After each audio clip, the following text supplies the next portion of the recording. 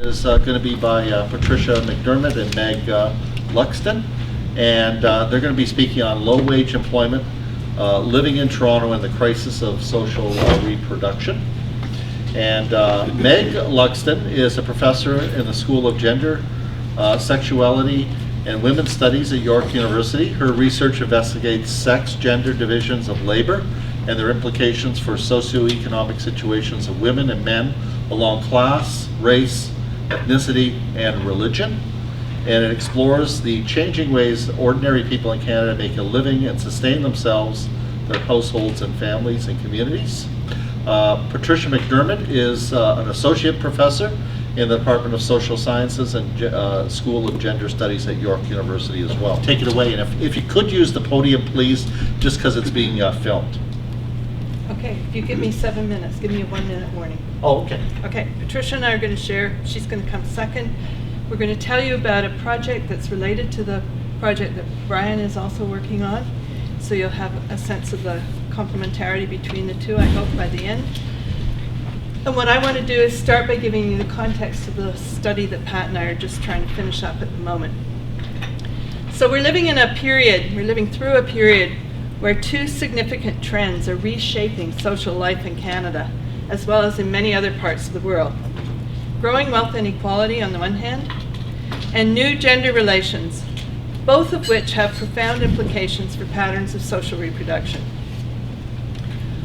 On the one hand, after more than 40 years since neoliberalism was implemented at the level of state policy, the economic stability, the progress, and redistribution of wealth it promised have failed to materialize, as I think all today's papers have shown rather clearly, in case anybody was in doubt. Instead, the crisis of 2008 underscored the continuing instability of global capitalism, while wealth inequality has increased dramatically within most countries and between countries, to such an extent that by 2015 it was identified by many major players as one of the most serious political issues globally. For example, in July 2014, the OECD issued a report arguing that over the next 50 years, growing inequality will be one of the most important issues facing the world economy. To quote from the report, sustaining growth while addressing rising inequality will be a major policy challenge, and it calls for, quote, better redistributive policies, enhanced focus on equality of opportunities, and reviewing both funding mechanisms, i.e. for education, and tax structures to account for rising global integration. So that's the OECD. And that perspective is widely shared. It crops up in a lot of work. So those of you who are familiar with Thomas Piketty's influential and controversial study, Capital in the 21st Century, starts with a declaration. Its first sentence is, the distribution of wealth is one of today's most widely discussed and controversial issues. Anthony Atkinson begins Inequality, What Can Be Done, with the assertion that inequality is now at the forefront of public debate. And last year, Oxfam International published a report noting that in 2015, 1% of the world's population owns more than the other 99%, and went on to argue, rising inequality is dangerous. It's bad for growth and it's bad for governance. We see a concentration of wealth capturing power and leaving ordinary people voiceless and their interests uncared for. And this wealth inequality has specific generational dimensions. A major new study shows that in 7 major economies in Europe and North America, including Canada, for people born between 1980 and the mid-1990s, which might include a few people in this room, economic growth has lagged dramatically behind national averages. In Canada, that cohort has had losses in wages since before 2008, and their disposable income is more than 20% less than the national average, and it's the first time there's been that discrepancy. At the same time, gender relations, family forms, and life course patterns are changing dramatically, to some extent in relation to the changing economic circumstances, but also in response to dramatic changes in the status of women, which is partly a result of systematic political organizing for 100 years. In the mid-20th century, as young people finished their formal schooling, they typically moved into the labor force. Young men tended to get married as soon as they secured employment adequate to support a family. Young women often spent a few years in the paid labor force and then left, either at marriage or at the birth of their first child. Such families aspired to home ownership, and many succeeded, often in Canada because of particularly favorable mortgage deals that the government made available to significant sectors of that population.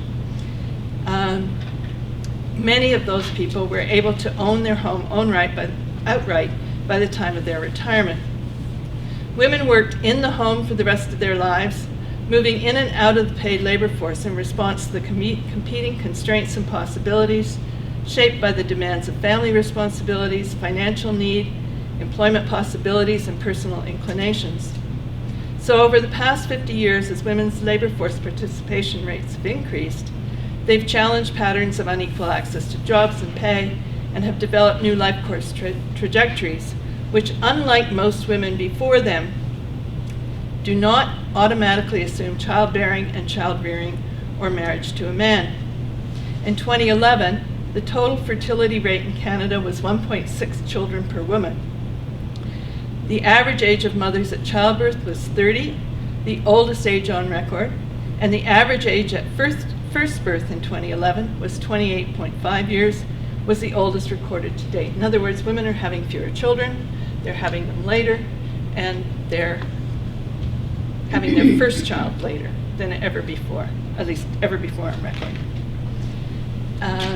In 2011, just over half of people aged 15 or over who lived in private households were part of couples, down from 61% 30 years earlier. So one result of these changes is that life course trajectories related to the transition to adult status for both women and men are more diverse than in previous generations, more prolonged, and often take a very different form. So these two dynamics are the backdrop to the study that Patricia and I are doing, which is part of a larger project with Bryan, investigating the policy implications of living wage and minimum wage strategies. And it started from questions raised about the current context in Toronto. Ontario has the highest proportion of minimum wage workers in Canada, and among the highest costs of healthcare services, higher education, and housing. Toronto has one of the highest costs of living in Canada, as some of you may be experiencing right this minute.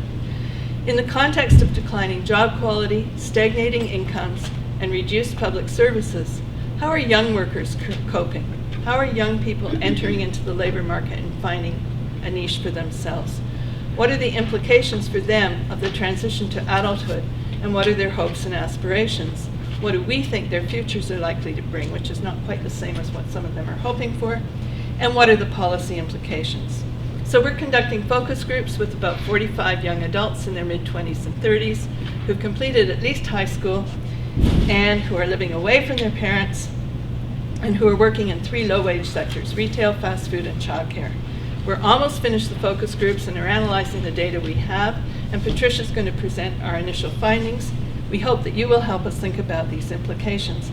And I want to just note that these people that we're talking about are part of the middle class that politicians are so eager to talk about.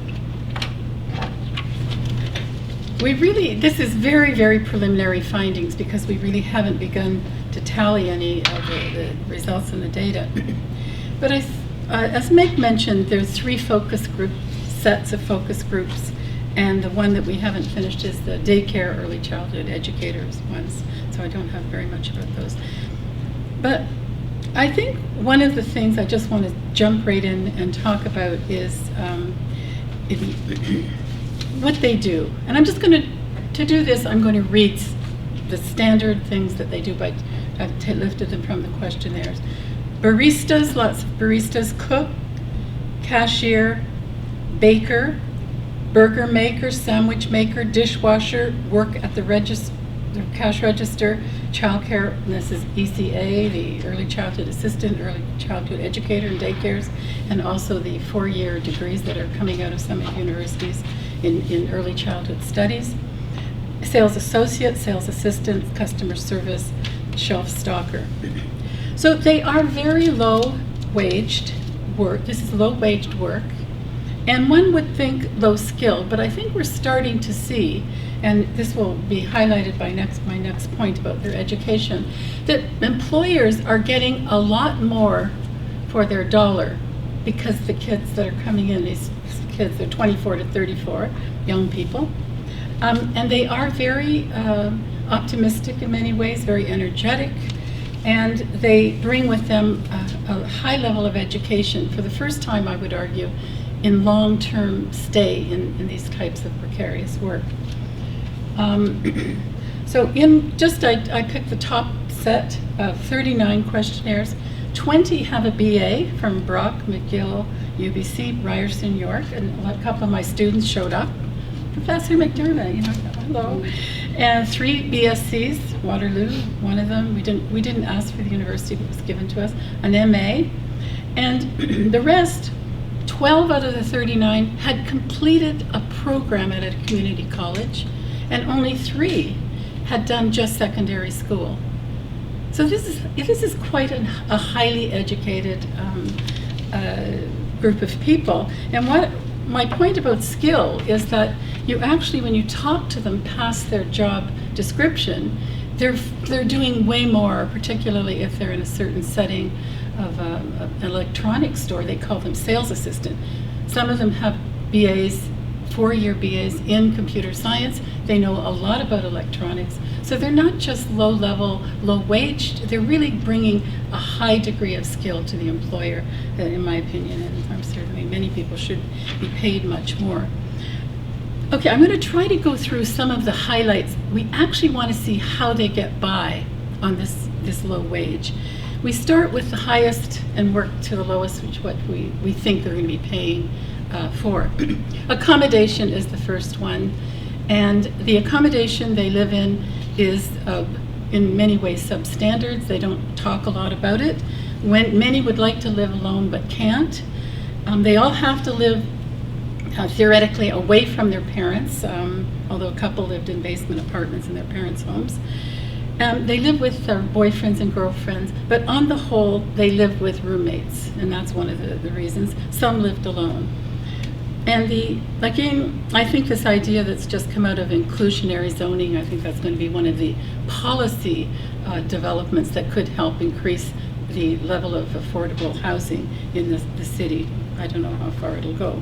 The next thing we talked about is food. And just to pick up a point made earlier, they spend a lot of time buying food.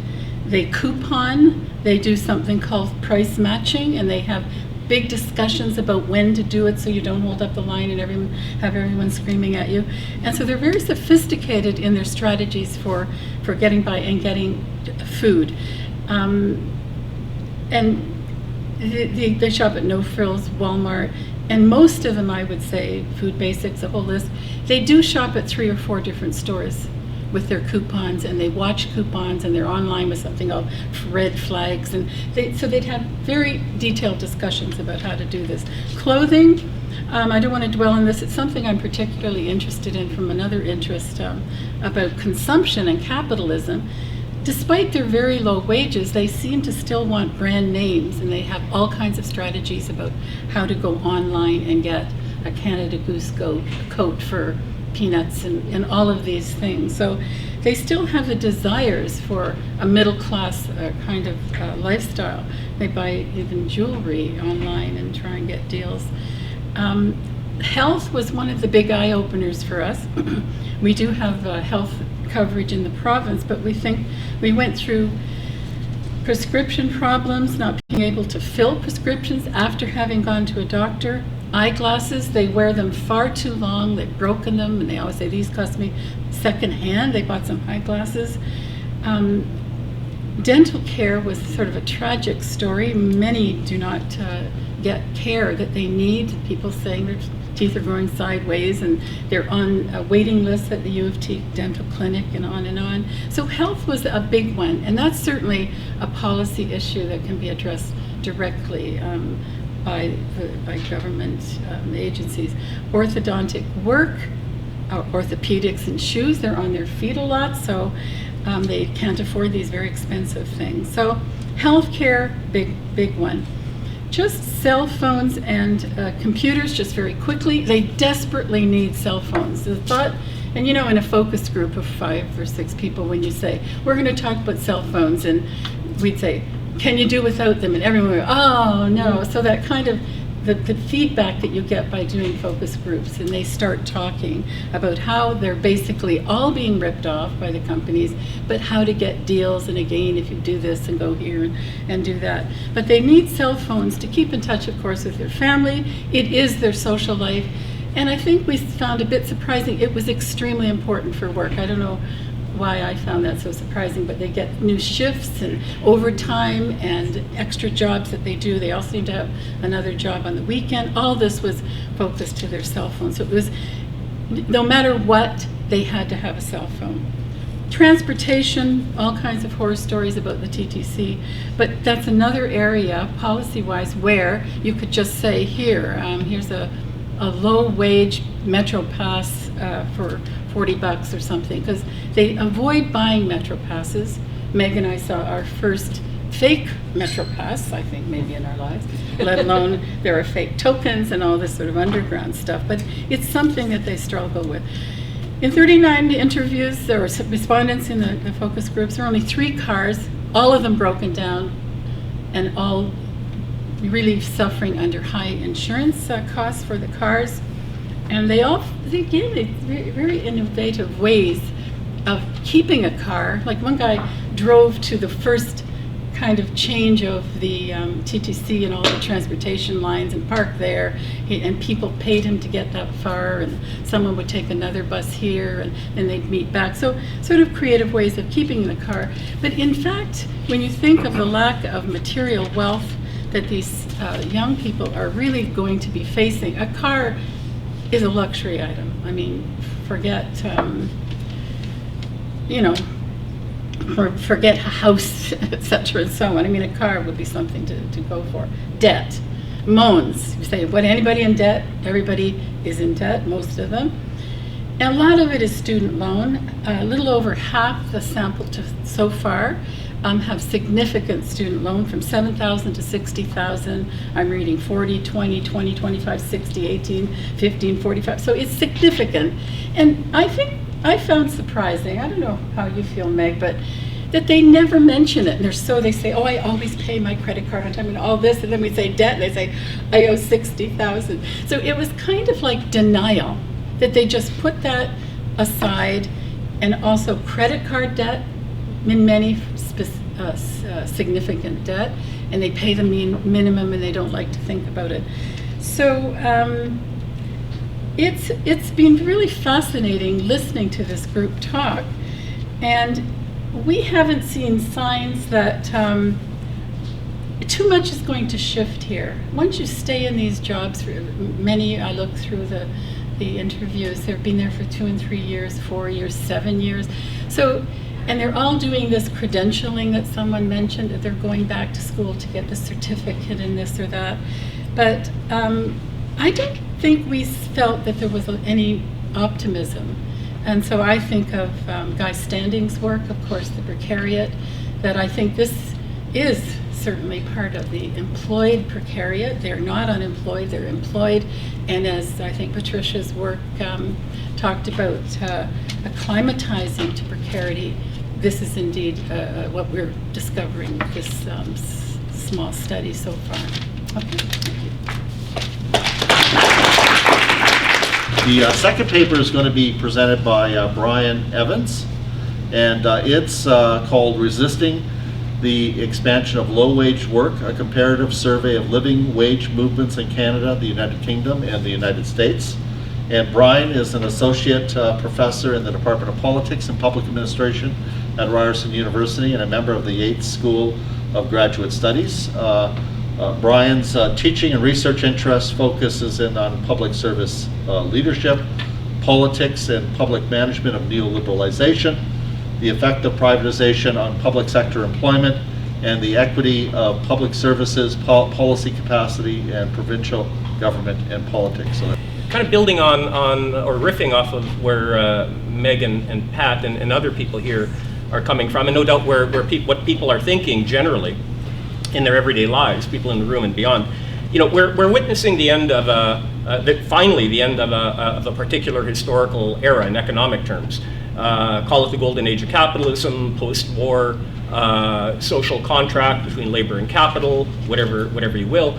But when we begin looking at events that we all read about in the paper, watch on television now, the Bernie Sanders phenomenon, Jeremy Corbyn in the UK, Podemos, Syriza, Scottish National Party in the referendum held about a year ago, all of these things begin to I think, are expressions of the final unraveling of the post-war order, which really began, as we all know, began unraveling in the 1970s. But I think we've finally arrived at an endpoint on that front. The living wage movements, campaigns, the very idea is also an expression of that.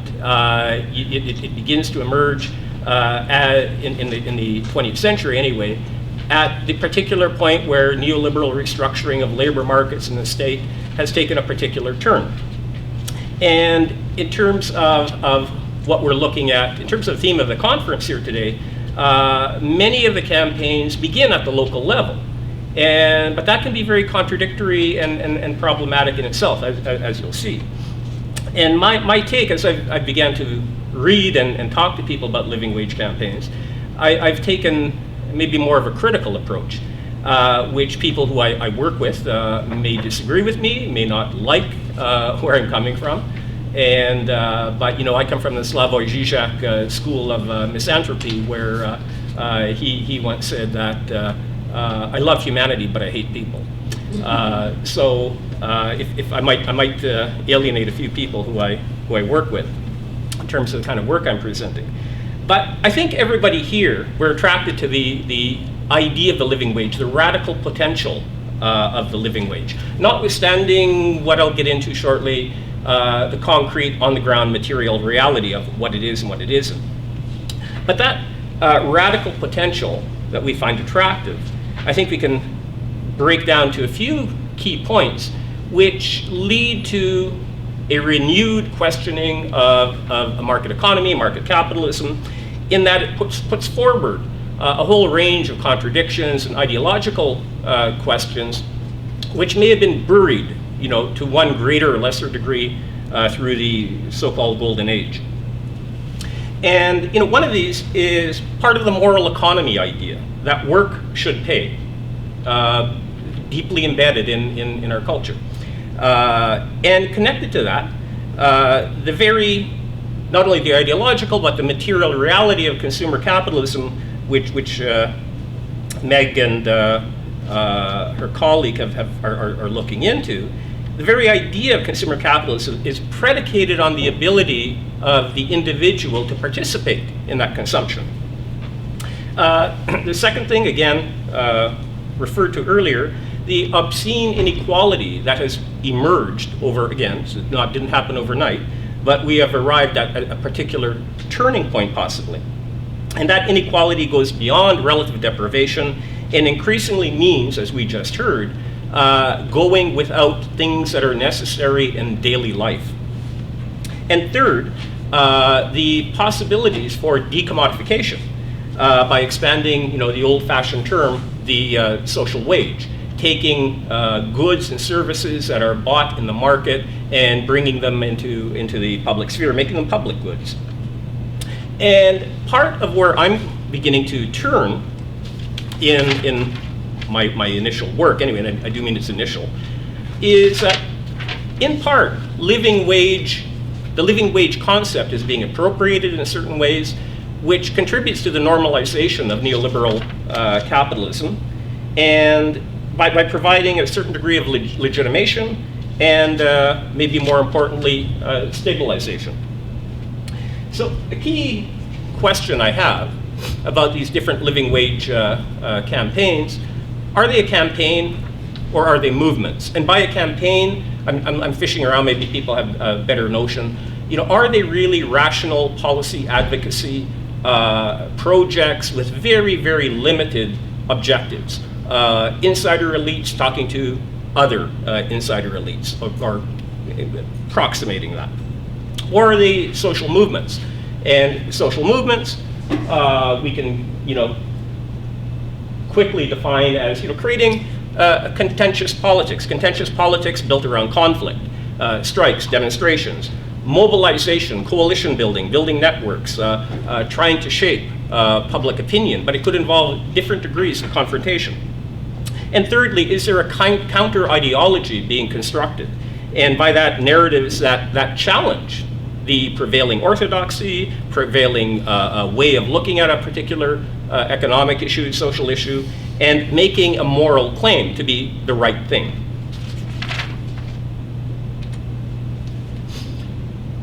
So I've kind of already alluded to this, but why the living wage? And it's really coming out of a period of the end of the post-war social contract, and together with that of limited working class inclusion. It's also a function of the failure of conventional minimum wage policy, which is not linked to income adequacy in any meaningful way, amended in a very ad hoc way, and often minimum wage campaigners have confronted governments, in the Canadian context, provincial governments, which have been non-responsive.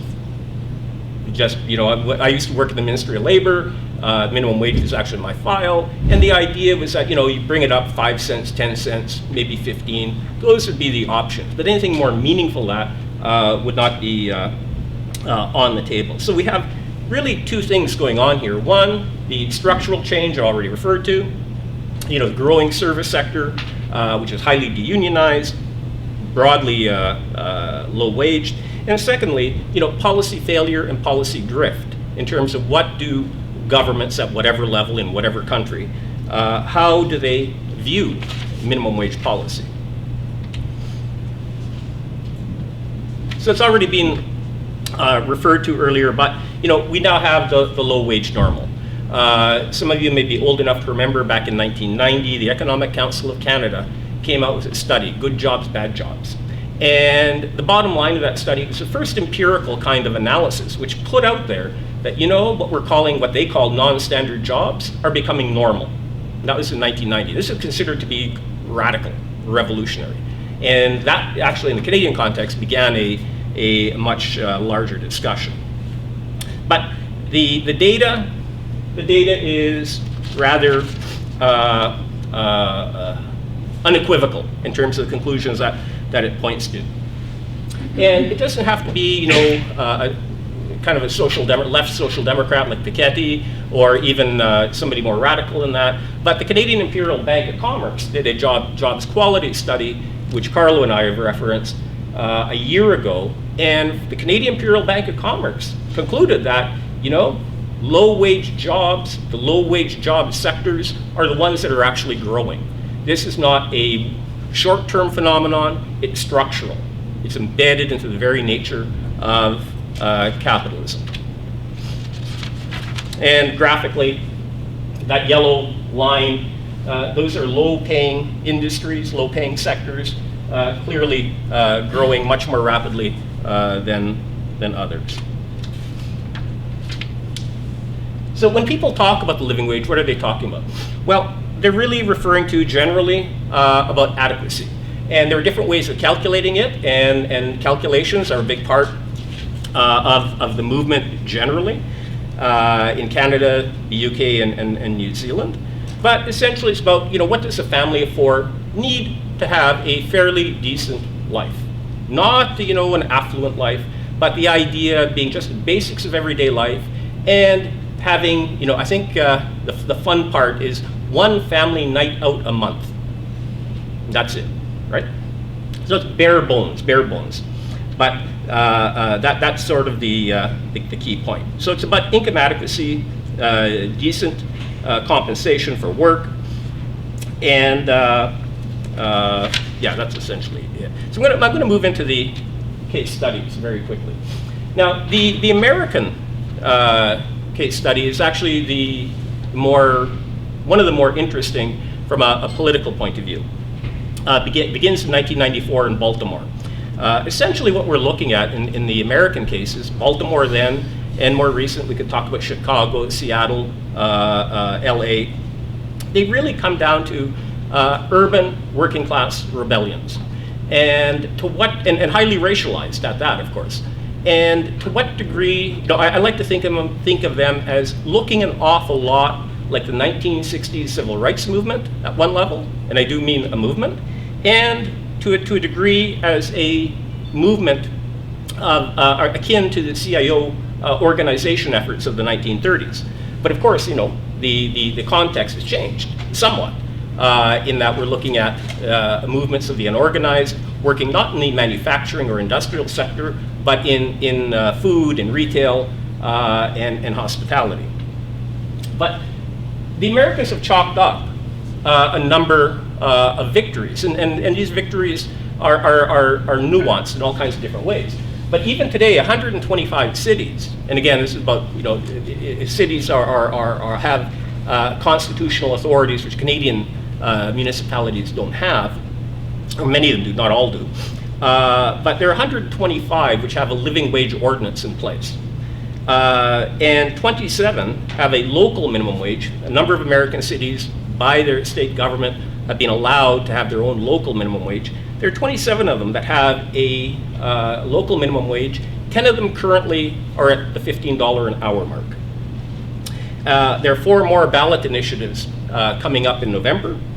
And a handful of American states have come up with, or have adopted, a $15 an hour statewide minimum wage.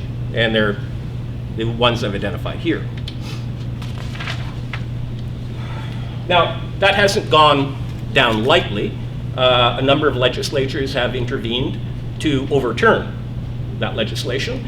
And in New York, where the governor did bring in a statewide minimum wage of $15 an hour, the New York Senate, in fact, intervened to block it.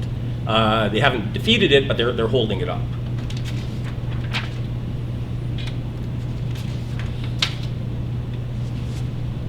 I'm going to move on to the UK quickly. And here in the UK, we have an example of where the living wage movement began a year earlier than Baltimore, actually, but it came out of faith-based organizations in London. And that was the origin of it.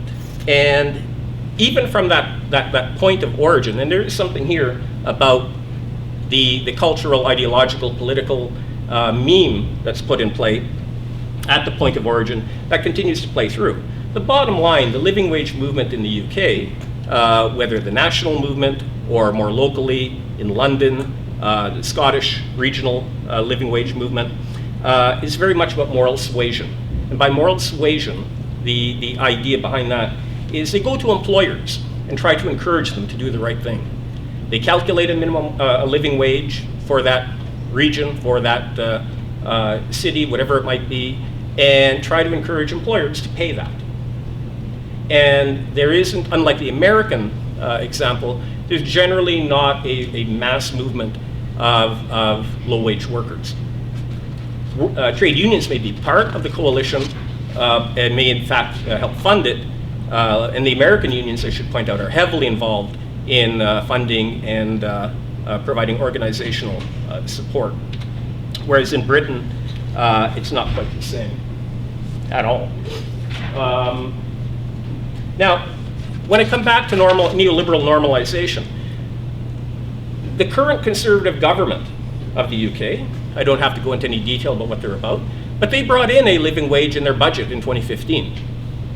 And it's a national minimum wage, which they've called a national living wage. And in fact, no one other than the finance minister, Osborne, said Britain needs a raise. He took it directly from the trade unions. And what they did in Britain is very interesting, where we can then begin thinking about living wage as being a highly contested concept, politically anyway, is that what they did was cut, in that budget, cut welfare benefit rates, and then jacked up the national minimum wage, calling it a living wage, even though the living wage campaign says nowhere near a living wage generally. But this is where it was kind of an offloading of a cost from the public sector to private workers. And the idea being that, look, you've gotten your increase, now make it work for you. I'm going to quickly go through New Zealand, where, again, you have a right-wing government coming into power in 2008, and they have the 7th highest minimum wage, national minimum wage in the world. And they make a very practical argument that by paying that higher minimum wage, which employers generally express discomfort with, that it contributes to national economic development, growth through higher levels of consumption. But on the other, and they actually recognize it has had no recognizable disemployment effect.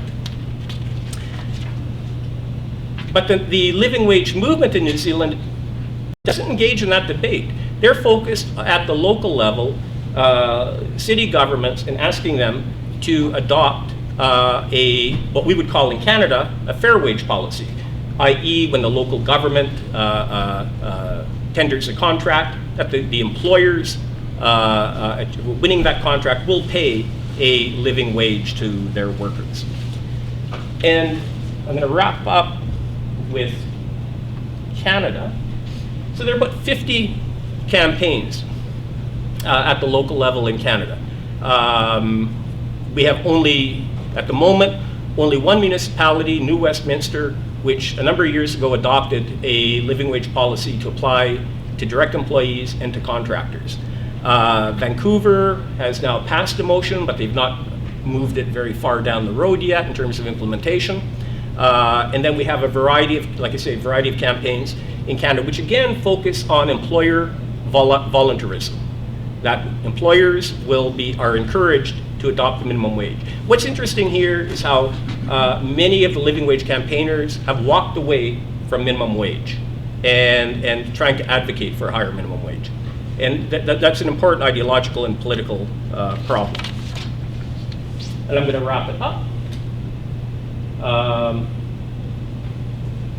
by just saying that the American campaigns have been relatively effective. We see it empirically. Because they've also forced political elites, without having a campaign on the ground, to push for a higher minimum wage in different locations. In Canada, New Zealand, and the UK, this idea of moral suasion, of employer voluntarism predominates. The movements on the ground are minimal to actually non-existing. In fact, we have situations in Canada where a couple of local governments actually lead the living wage campaign, and the interesting thing being, they lead the campaign but do nothing. The bottom line, I think, is when you have coalitions which have no social base, you end up engaged in this very pragmatic, rational policy advocacy rather than movement building with very, very limited outcomes. Thank you. And our final speaker is Laura Pinn. And Laura is going to be presenting a paper called Participatory Budgeting Projects and Neoliberal Urban Governance. And Laura is a PhD candidate in the Department of Political Science at York University. And her dissertation research focuses on the intersection of neoliberal urbanism and deliberative democracy. Okay, hi, and thank you for having me. I have a little bit of a different topic than the other two presentations, but perhaps united by a similar set of concerns with the impacts of austerity on communities and people's lives. This research stems from my dissertation project. I'm happy to have the opportunity to organize some of my thoughts on that work for this presentation. My presentation focuses on participatory budgeting projects and neoliberal urban governance. And in a nutshell, the argument that I'm going to be making is that participatory budgeting projects can't be assumed to constitute a direct challenge to neoliberal policymaking. That view doesn't make sense theoretically when we examine the roots of participatory budgeting in theories of deliberative democracy. And it doesn't make sense when we look at how these projects are actualized on the ground in different contexts. In some cases, participatory budgeting has created space for communities to maneuver and contest the boundaries of political action and the appropriate role for residents. Nevertheless, in the spirit of academic nuance perhaps, I would say this space is a lot more heavily circumscribed than has been appreciated in the existing literature. So in terms of what I'm going to use my time to do, first I'm going to provide a little bit of background around participatory budgeting. Then I want to explain how I'm using the term neoliberalism, which some have called a wiggle word used to describe everything and explain nothing. And I'm hoping to not use it in this way. Next, I want to talk about the theoretical limits of participatory budgeting as a challenge to neoliberalism if we consider it a form of deliberative democracy. And then I want to talk a little bit about my field work and how the story of participatory budgeting in Hamilton, Ontario reinforces some of these concerns. How many of you have heard of or have some familiarity with participatory budgeting already? Okay, that's great. Usually when I do this at political science conferences, nobody has heard of it before, so put most simply, participatory budgeting, or PB, is the allocation of resources by residents who are affected by the process, rather than elected politicians or bureaucrats. In other words, participatory budgeting is the idea that which projects are funded and even the scope of the projects and proposals can and should be determined by residents. Participatory budgeting originated in the city of Porto Alegre in Brazil in 1989, and there was a very unique set of circumstances there. So Brazil was transitioning from a military government, and they had just elected a left-leaning party, and by military government I mean military dictatorship. And there was the absence of very basic aspects of municipal service provision, as well as a widespread refusal to pay municipal taxes. So participatory budgeting was seen as a way to build trust and collaboration between the government and residents, so that both could get more out of the relationship. Since the 1990s, participatory budgeting has spread beyond Brazil to hundreds of other municipalities around the world. And it's one of the case studies that was featured in Jamie Peck and Nick Theodore's recent book, Fast Policy, which was looking at instances of rapid global policy transfer. And there's a wide and diverse array of supporters, including politicians, community organizers, some civil servants, and it also has become institutionalized through an American-based nonprofit called the Participatory Budgeting Project that presents itself as a sort of grassroots community organization for democratic renewal.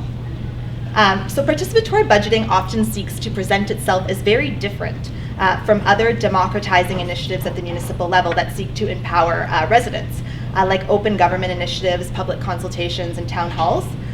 To put it in the terms of the Participatory Budgeting Project, they frequently use the slogan, real money, real power, to argue that unlike other forms of consultation, where results may enter a black box, never to be seen again, may be unclear whether or not public input actually has any effect on the decision, participatory budgeting is positioned as transparent and connected to real decision-making power. Process-wise, I just want to briefly say 3 things about what these projects usually look like. First, it usually involves spending decisions around a fund or part of a capital budget at a municipal level, often at the ward level, but sometimes at the city. In the case of Hamilton, $1 million in the active wards. In another sort of local example, in the case of Guelph, less than half that amount dispersed across the city. So not huge amounts of money, but not nothing either. Second, it usually involves a process of deliberation. So proposals may be determined and discussed at community meetings. Final decisions may be made by majority vote, but they also might be made deliberatively through sitting at a table and talking about it. And finally, there's often a heavy emphasis on procedures and rule books. For example, Hamilton's rule book is 60 pages long. It's very long. Chicago's is 100. So there's often, the process is very circumscribed through procedure. And there's an emphasis on procedural fairness to ensure the fairness of deliberation. And by fairness, I mean equitable standing of all participants at meetings and equitable rights of all residents to participate and attempts to mitigate linguistic and legal barriers. So it may mean not requiring citizenship or holding meetings in languages other than English. And both of those strategies have been adopted by the community in Hamilton. So switching gears a little bit now that I've established some background on participatory budgeting, I want to talk about neoliberal capitalism, and I'm going to try and keep this really brief because it seems to come up in every presentation here. I'm not sure why. Something about austerity, I guess. But I just want to mention how I'm using it. So in using the term neoliberalism, I want to draw on Wendy Brown's definition of the concept as an extension of market rationalities to non-economic realms. So the idea that market logics of competition and efficiency and so on can and should be used to assess the worthiness and merits of non-economic realms like the government or democracy. In municipal administration, this has involved an emphasis on self-help and the responsibilization of the citizen, increased marketization of municipal service provision, an increase in user fees and cost recovery models, foregrounding the role of the citizen as consumer, and the adoption of new technologies of regulation and management. I also, when using the term neoliberalism, want to bear in mind Theodore Peck and Brenner's work on variegated neoliberalism, so that neoliberal capitalism isn't a universal or ideal set of principles and practices, but space and place, the context matters. So going back to sort of my animating question around this research, at a time when there have been neoliberal policy changes in municipal administration that many have seen as being de-democratizing, so removing power and decision-making from people, why has there been such an affinity for participatory budgeting projects? Why have they been so popular? I would argue this relates to a problematic positioning of participatory budgeting and deliberative democracy generally as oppositional to neoliberalism. And I'd argue that the logics that animate participatory budgeting can be very compatible with the logics that animate neoliberal capitalism. And this requires unpacking the concept of deliberative democracy a little bit more. So dissatisfaction with representative democracy has fueled a lot of interest in projects that mobilize deliberative conceptions of democracy, projects like participatory budgeting. And deliberative democracy, to use a formal definition that Joshua Cohen provides, is a framework of social and institutional conditions that facilitates free discussion among equal citizens, which is tied to the exercise of political power. So basically the idea that through deliberation, people can set aside parochial interests and come to common agreement on a course of action.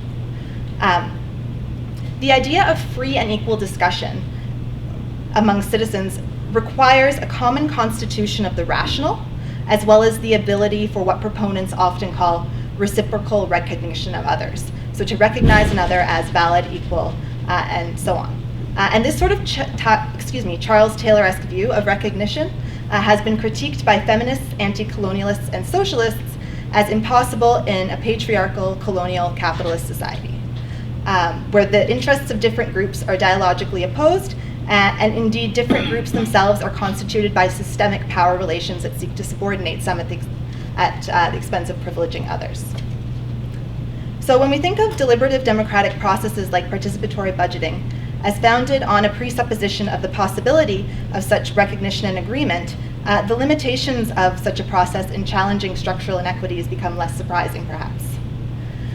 Turning more specifically to neoliberalism, again, if we tease out the characteristics of neoliberal changes at the municipal level, we can see how a deliberative democratic process like participatory budgeting might be compatible.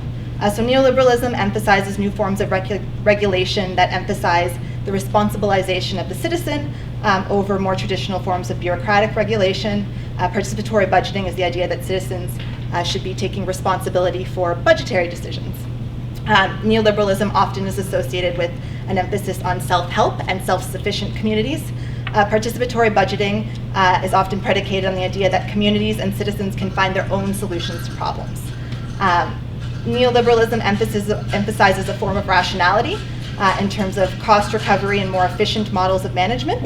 Participatory budgeting is predicated on the idea that rational deliberation will lead residents to be more efficient and judicious in the allocation of budgetary resources.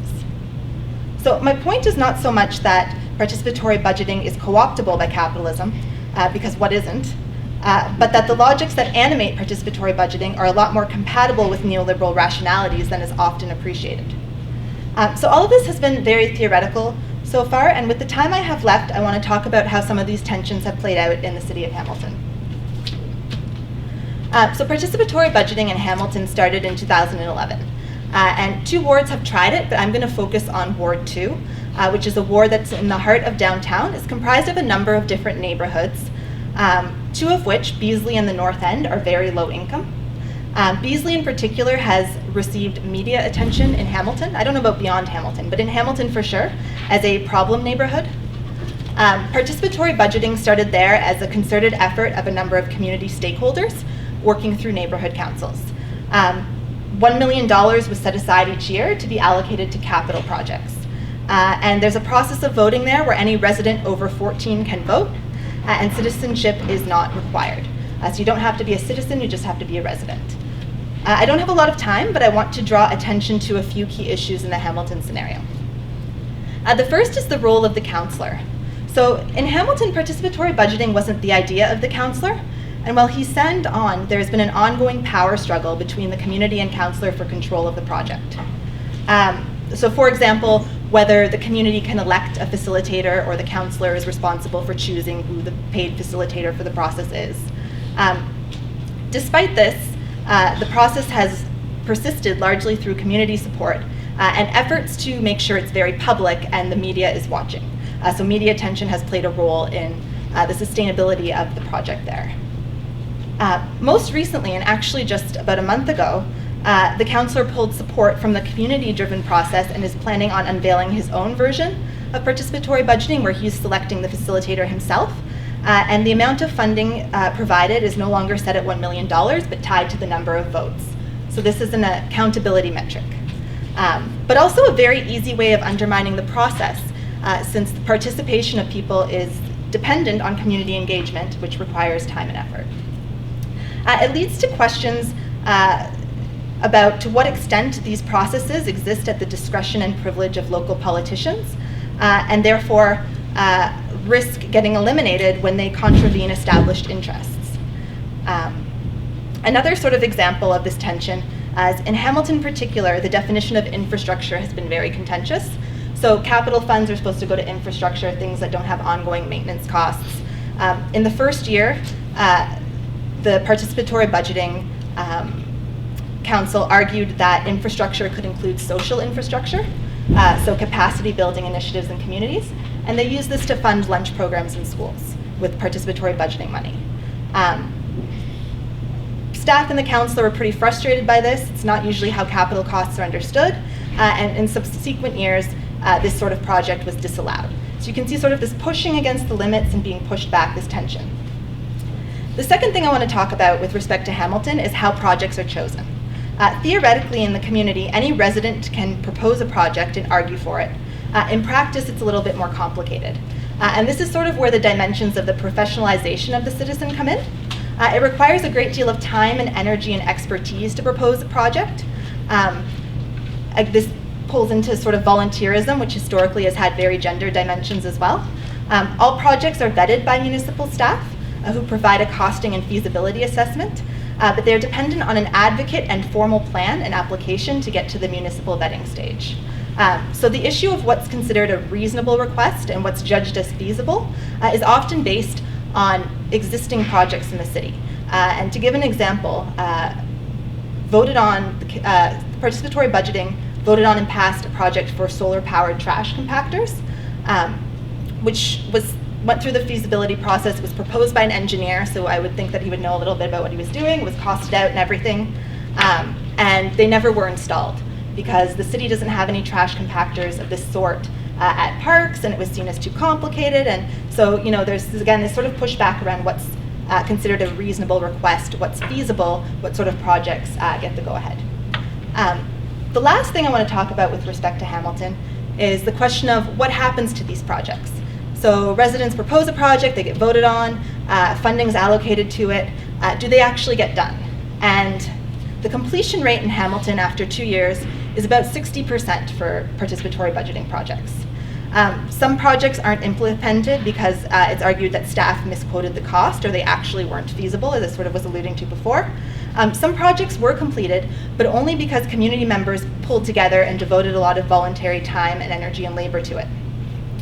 So the low completion rate has undermined the faith of some community members in these projects, and indicates that even when there's solid community support, a project can be undermined at later stages. Indeed, the vote is only symbolic right now, since final budgetary approval for all projects is still dependent on the local councillor. So maybe just to conclude, it's clear from Hamilton that participatory budgeting has been an arena of struggle and contestation, where community activists have clearly rubbed against the limits of the system, in some cases had success pushing them, and other cases being rebuffed.